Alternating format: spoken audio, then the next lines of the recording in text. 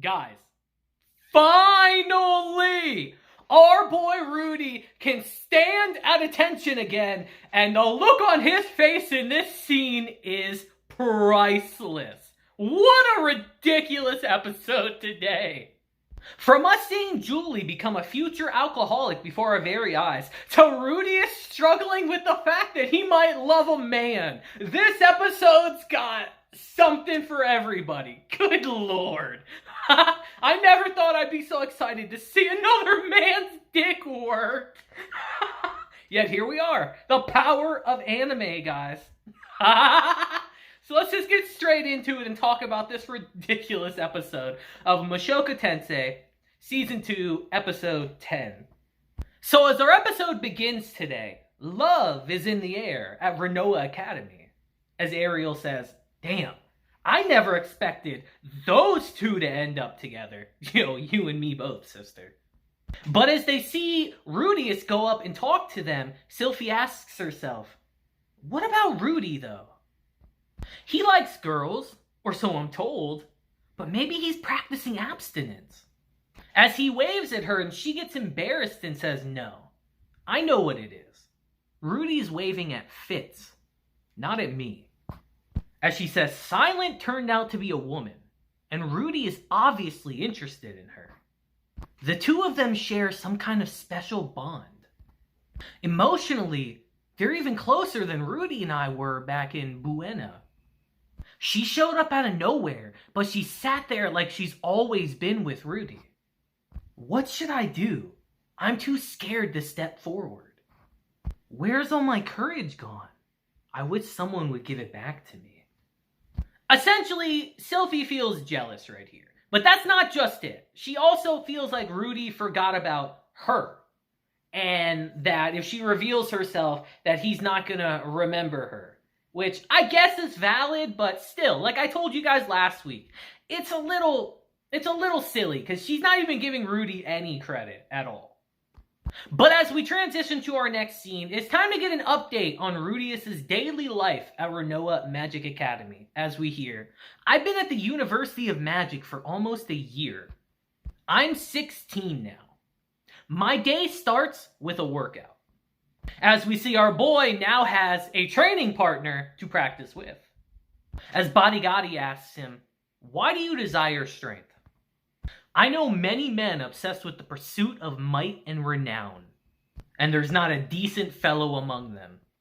So many things are more worthwhile.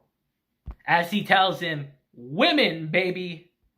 You'll understand once you find yourself one, Rudeus. Ha ha ha ha!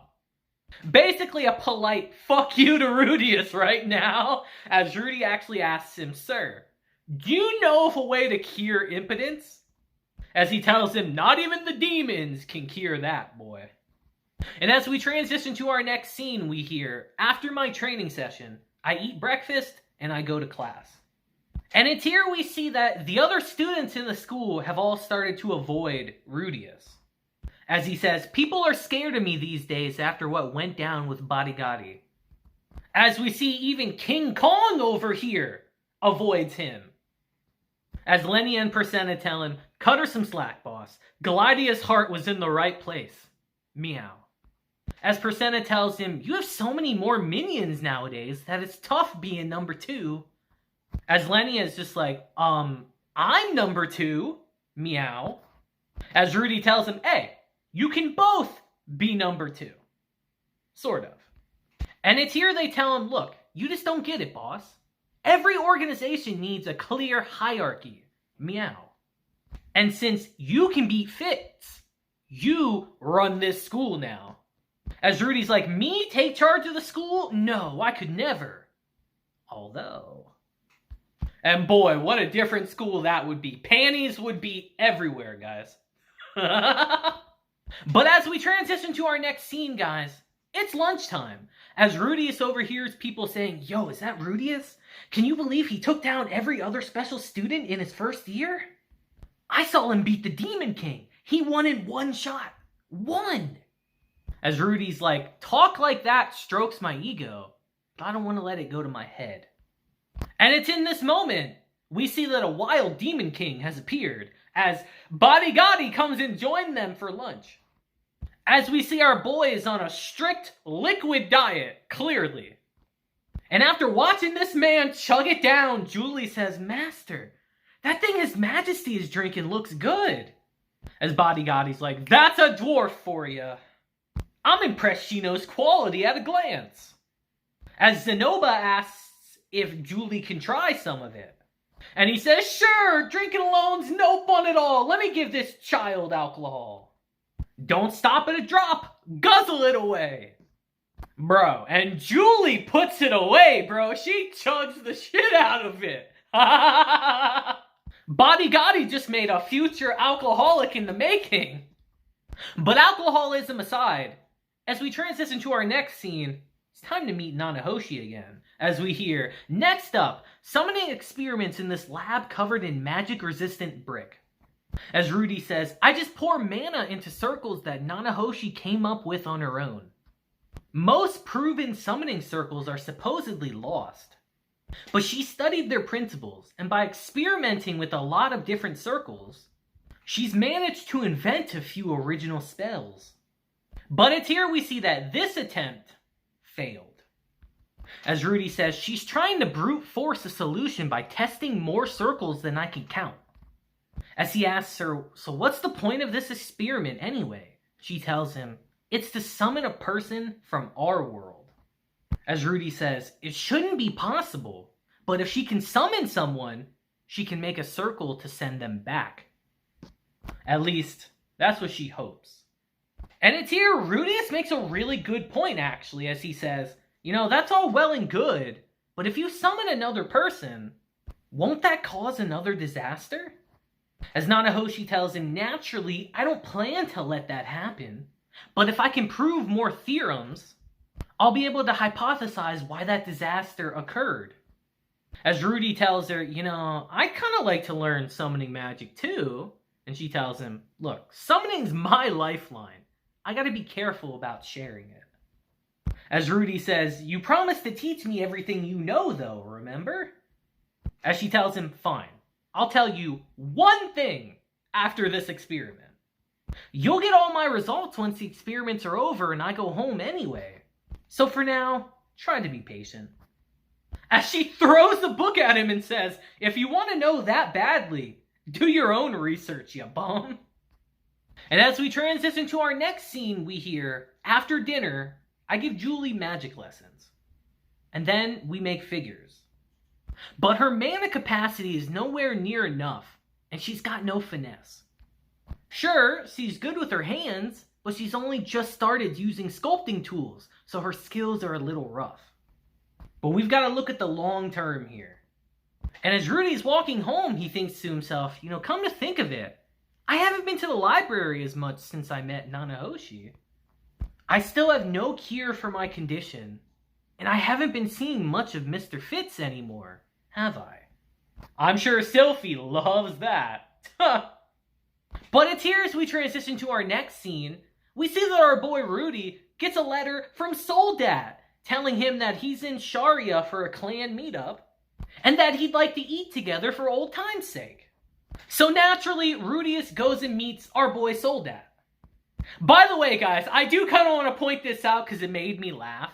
Just thinking of Cliff and Ellen Elise being in here when she's been with every single guy here, essentially, is just wild to me. I couldn't stop laughing when I thought of that. Poor Cliff, man. And it's here Soldat tells Rudy, "Quagmire, I really haven't seen you in ages. You look like a run-of-the-mill rookie in that getup." As Rudy says, "Should I act like one and carry your bags then?" As Soul's like, "Are you nuts? We should be carrying your bags." And it's here Soul says something pretty wild as he says, "Anyway, Ellen Elisa, what's a slut like you doing with a boyfriend? Is that a joke?" She tells him, "It just shows that no man really won my heart before now. You see, a wonderful gentleman has finally entered my life. You may find it hard to believe, but I'm quite devoted." And it's it's here after his meeting with the homie Soldat. We see Rudeus walking through town on his own as he actually spots Fitz and Luke here. And naturally, he wants to say hi. So he goes and does just that as he says, "Hello, fancy meeting you guys here." But immediately, things feel really awkward here. As Rudeus is like, "I guess he still doesn't like me, but as long as I get to be friends with Fitz, I don't care." As Rudy says, "Is there something different about you today, Fitz?" As he thinks to himself, "I can't put my finger on it. The way he carries himself, maybe?" But immediately, Luke cuts him off here, and Rudeus thinks, wait, don't tell me they're on a date. Maybe Luke swings both ways, and he and Fitz do some trendy wrestling with their little men? Very out-of-pocket line for Rudy, by the way. But as he tries to talk to Sylphy again, she gives him the cold shoulder, as Luke said, "Hey, Fitz doesn't speak while guarding Her Highness." As Rudy's like, "I guess I came in a bad time." But still, he could at least say something. As again, he gets ignored, and Rudeus looks hurt this time. And as he walks away, he thinks to himself, I think I kept my calm on the outside, but that really stung. Being avoided by Fitz hurt so much, I can't even think.